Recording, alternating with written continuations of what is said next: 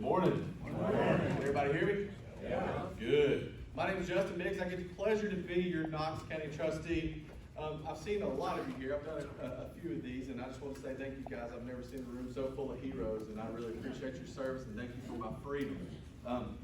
I have a couple of things that I want to talk to you about, but the number one thing I want to talk to you about is this Disabled Veterans Opportunity that we have. It is a state program. What this is it's an opportunity to come and apply, and we can save you up to a little more than $600 on your property taxes. We have 5 satellite offices as well as our downtown branch.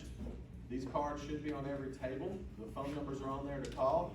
And I need your help with something. If you're unable to travel, or you know somebody that's unable to travel, whether they're disabled and they're homebound or something of that nature, we now offer a mobile office program. It was a pilot, and we launched it in January. We've been to about 500 disabled veterans or disabled people here in Knox County's home and placed them on the program. And so we're very proud of that, but it's still a pilot. We're going to keep it, but I do need help. If you know of anyone, please utilize this program. As you know, sometimes if you don't use the funds, the state takes them away, and we want to make sure that we use those funds and take care of our veterans. The next is the tax relief and tax freeze program. A lot of people that do not apply for the Disabled Veterans Program do apply for the tax relief and tax freeze program. Those are also on here as well. So utilize that card and help me grow that program. In deciding what to say today, I've talked to Buzz, and he asked me 3 months ago if I wanted to do this on Independence Day weekend, and I told him I did. And as I got ready to come over here this morning, I was thinking, man, this is a great group of people.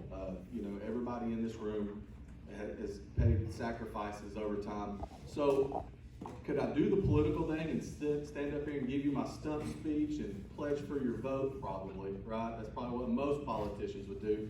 But I'm going to go a different route this morning.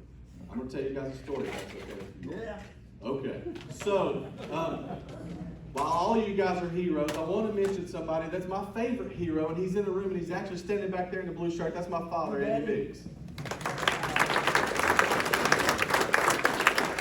He is an Air Force veteran. He also served 42 years here in the police department and is retired, and is the best dad that I could ever say. I'm so thankful for him. I love him so much. So instead of giving you a political stump speech, I'm going to tell you a story about my dad. So my dad, many years ago on narcotics, worked undercover with Mackie Harper, who's also a veteran. I don't see Mackie. He must be in the back washing the truck. Mackie Harper, right there with his hand up.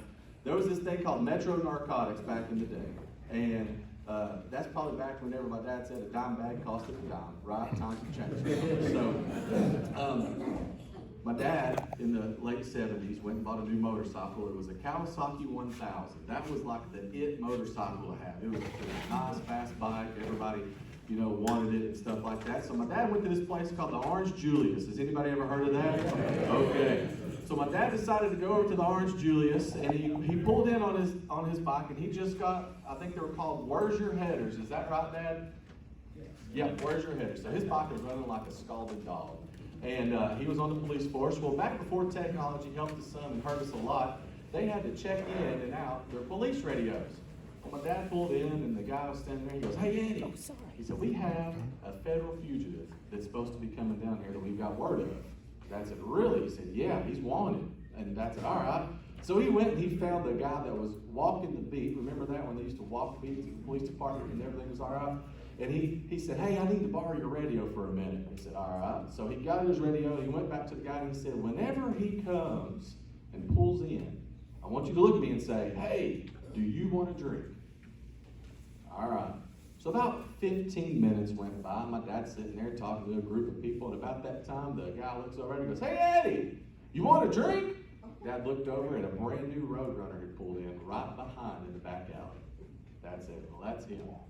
So he walks off and gets the radio and holds it up to his hand where the gentleman, the federal fugitive, couldn't see. And he said, "I need a car at the Orange Julius, back alleyway." He was talking softly. Well, the gentleman that was closest to him heard, "I need a car, back alleyway, Orange Julius," but didn't hear anything else because he was low audible. So he comes, sirens ablazing. I mean, flying, thinking that my father needed help. So there my dad is, out front, watching this fugitive, and here comes a car down the alleyway. So what's the fugitive do? He starts his Roadrunner. Everybody, if anybody knows what a muscle car is and has anything to do with it, a Roadrunner has a really, really significant sound when you start it up. It's kind of like a that's the best I can do, sorry. That's the sound that it makes, and then boom. I mean, this is when cars were cars, right? And so the car starts up, my dad hears the car, and the very first thing he does is probably what anybody would do. He pulls out, not his Glock or anything like that, his .357 revolver, because that's what they had. He had a specific number of shots. He pulls out his revolver and says, stop right there, turn off the car, and what's the guy do? He floors it. And whenever he floored it, it had so much horsepower that whenever he went to turn the wheel to dodge my father, the front wheels were lifted a little, and it was coming right at my dad. So what did he do? Fired off a shot at him. What you got to do? They're trying to, run you over and kill you. So the guy took off, and that means that the chase was on. So there we go. Not me, he. So my dad does probably what some people would have done, runs back and hops on his motorcycle. And here goes the cruisers, and they're chasing him. So my dad starts up his bike, and this Roadrunner was outrunning the cruisers at the time. So what was the next fastest thing? My dad's Kawasaki 1000 with the where's your head, right? So my dad starts chasing, and the fugitive and the law enforcement behind him were exchanging shots, ringing out back and forth. You could hear them coming all over the city. It was a long, significant chase. And I remember one of the things that my dad told me that was very, very interesting to me is they came up over the hill downtown, and whenever they were coming up over the hill, the beer inspector was laying, and he had a revolver, and he was shooting at the car as it went by. I thought, what in the world, wow. And so, after a few shots and a few flat tires on the Roadrunner, the wheel fell off, and it ran down into a place of business. I can't remember the name of the business, Dad. The Hideaway Lounge. Okay, I didn't know that. Ran into the Hideaway Lounge. People ran everywhere. They ran over and they got the guy out and yanked him out of the car. Shell casings everywhere. I think Dad said there was 27 bullet holes in the vehicle. The guy was never hit. They got him out. My dad decided to go over and search the vehicle.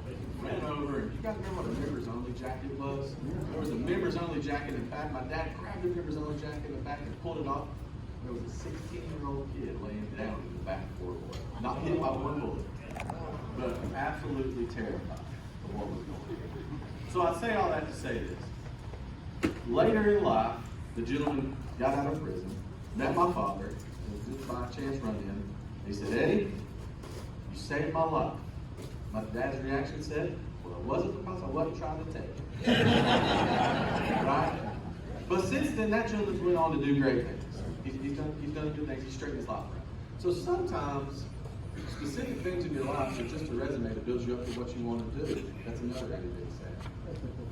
But one of the things in government is we stop building our resume to do that great things for you guys. So that's why I come full circle and say, I need your help. Don't want anybody to take away from the disabled veterans. We want to use our mobile office program to come out and help you guys. And if there's anything that I can do for you personally, my number's on this card too. I'm here for you. You guys put me in this seat. I'm forever grateful and thankful for everything that you've done and going to continue to do. And I'll do anything I can to best serve you. Thank you for listening to my story, and I appreciate your time.